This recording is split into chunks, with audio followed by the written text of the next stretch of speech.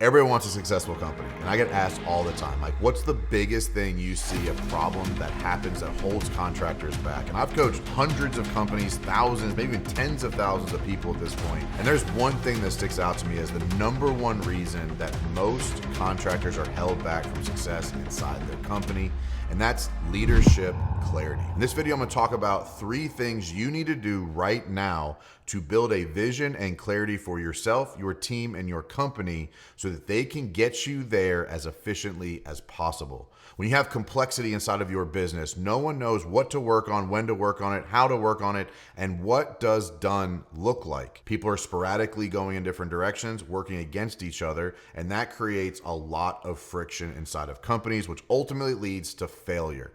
And if you've led a company without clarity or vision right now, you know exactly what I'm talking about. People with inconsistent deliveries, bad standards, inconsistent employment, people are in and out, you're constantly looking for new people, the people you find aren't good enough, your clients aren't happy, you're not making any money, you're coming home late, you're leaving early, your spouse is mad at you, you know exactly what I'm talking about. And if you can do these things, I am 100% sure this will be the key to your success in business. Developing leadership clarity is simply identifying the mission, vision, and core values of what you want for your company. Number 1 is the mission. Why are we in business? What is the impact we're trying to make? What are we trying to overcome? What are we trying to do? Why are we doing this? The mission is the most successful because inside of your company, different people in different roles with different skill sets can get aligned to accomplish a singular mission. If you look at a sports team, let's use football as an example. You have linemen, running backs, receivers, linebackers, cornerbacks, all these different people, different skill sets, different mindsets, different abilities, different desired outcomes in the game, all chasing the similar mission. And that's how championship teams are built. Everybody has to understand why we need to be good at what we do. Because if I don't follow this process, if I don't evolve, if I don't get better, if I don't do my job really, really well, the mission will fail. And I am really passionate. Everybody on your team needs to be really passionate about the mission of the company. You will use WinRate. WinRate does coaching, consulting, marketing services. Our mission is to elevate success in business and life. We primarily work with contractors. I could say helping contractors elevate success in business and life, but the reality is our mission is to elevate success in business and life for everybody we meet. You, I don't know who you are. I don't know where you are. I don't know your role. I don't know if you're a contractor. I don't know, but I know that I'm trying to help you elevate success in your business and in your life. And so everything we do has to be aligned with that mission. You have to be able to articulate it. You have to be able to get buy-in. It has to be part of your interview process. It has to be part of your meetings. It has to be documented. It has to be regurgitated. It has to be repeated. It is very, very important that everybody understands why are we here. And look, money is an output of business, but it can't be the primary mission. I see a lot of people, I want to get filthy rich. Cool, that's you, man. What about the employee you're trying to pay 40 grand a year? Becoming filthy rich can't be the mission when you're likely not creating wealth on your team. I'm not judging you, but most contractors and most business owners struggle paying people really well because of their scarcity. They're not priced right. They can't afford to. They don't see the value in it. So getting filthy rich can't be your mission because no one else on your team can get behind that. It has to be impact driven. It has to be externally focused, and it has to be something everybody can buy into. The second part is building a vision. What does the company look like at success? How many trucks? How many customers? How much money? How many locations? How many services provided? How many roofs? How many kitchens? How many bathrooms? How many decks? What does success look like at the next base camp? I'm not going to go deep into base camps today. I've done many videos on it, but I look at business as base camps as if you're summiting Mount Everest. What is the next base camp I need to get to? Visibly, like I'll use a simple one. I run a custom home builder, the Barndo Co. This year we'll do about $60 million, a little over 100 custom homes. Our vision, simple, 10 and 10.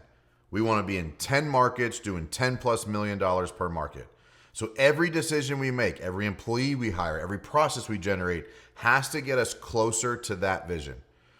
That vision becomes the destination everybody's working towards together so we can achieve success as a team.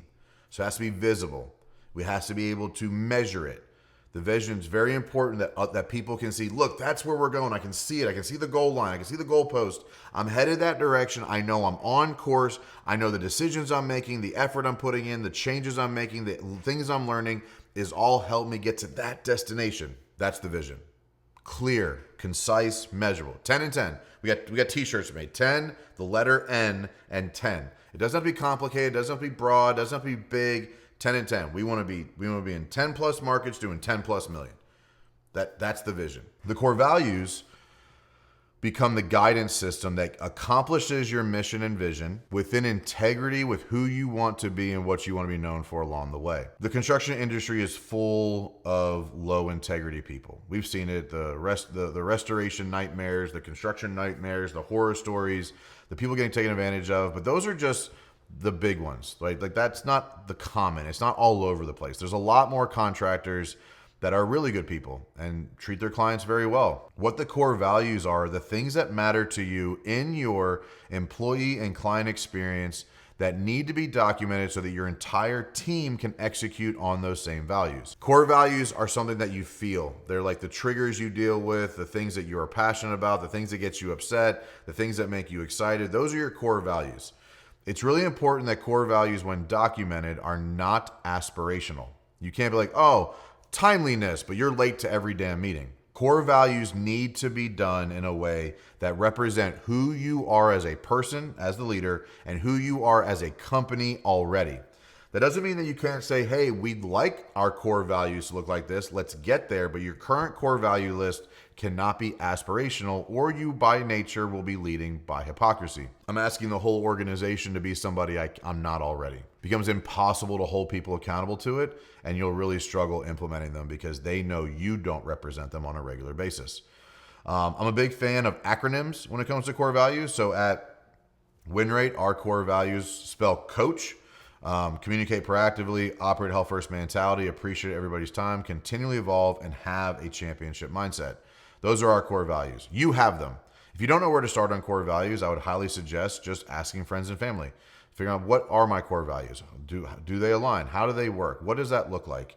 And you'll get a list started that you can start to evolve. But no matter what you build from a mission, vision, and core value perspective, you have to be able to articulate them confidently, consistently, on a regular basis. If you don't talk about things, my rule of thumb is if your team is not making fun of you for saying the things you say too much, you're not saying them enough. If they're not like, oh, here comes there's a term I use all the time. It's what's the desired outcome of this meeting? And so when people hear, well, what's the desired outcome? Everybody laughs a little bit because they know I say that stuff all the time. So like people know my core values. Like some of our clients know our core values by heart better than their own because we talk about them so much. I have our core values in our employee contracts, in our customer contracts, in our event like playbook we build every quarter for the events we throw. Comment below if you want to learn more about our events. They're pretty badass. But overall, like we put our core values and our mission and our vision in front of everything always. It's repetitive. But you have to be able to say it confidently and consistently. If you don't say it confidently, it's never going to stick and no one's going to believe you. But if you can do those three things, if you can get a mission, if you can figure out your vision, if you can document your core values and you can communicate them confidently and consistently, it will be incredible. It will be one of those things that the clarity that comes from leadership is by far the number one gap that holds companies back. Even in mine, we have to revisit ours every 3 to 6 months. We sit right here in my office. There's a conference table right there. Every quarter we do a leadership meeting here. And one of the first things we do in the leadership meeting is to reaffirm clarity. Are we on mission? Are we on vision? Are we on core values? Are things changing? Because things are going to evolve. The vision might change. The mission might change. The values might change. But one of the first things we do every time as a leadership team is reconfirm clarity. Clarity makes everybody's job easier. Clarity gets everybody working faster. Clarity gets everybody working and rowing in the same direction at the same speed. And it makes your ship operate more effectively. So I gave you 3 tactical things, but the number one key thing to success in business is clarity from leadership. What do you want from your team? The mission, vision, core values is a great way to document it. My challenge to you this week, if you have not done this, is create a mission, create a vision, create core values, and then present them to your team. If you want help with this, there is a link below specifically to a free course to help you with this thing. It's part of our big Small Business Academy. It's a few videos out of like 120 we have in the Small Business Academy you get for free specifically related to these things. Please don't skip this step. Please don't think this step isn't for you. It's free. It does not hurt you at all to click the link, watch the videos, deploy into your company. And I promise you, within 30 days, your team, your employees, maybe even your family will thank you for giving them clarity. The truth is, people want to work hard for you.